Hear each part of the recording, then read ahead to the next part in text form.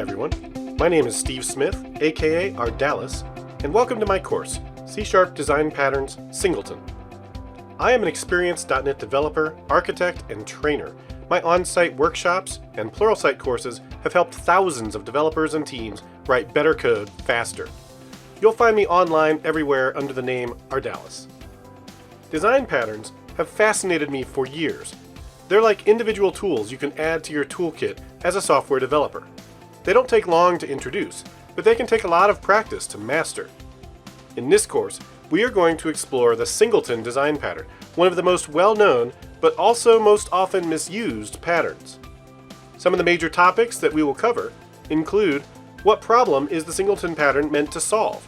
What are some different ways that we can implement the pattern, both good and bad?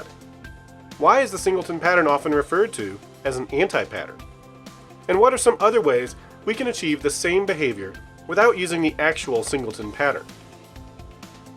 By the end of this course, you'll be able to recognize situations where the Singleton pattern makes sense and be able to apply it, or an alternative to it, with confidence. I hope you'll join me in learning about the Singleton design pattern for C#, and I hope you'll continue exploring other design patterns as well here on Pluralsight.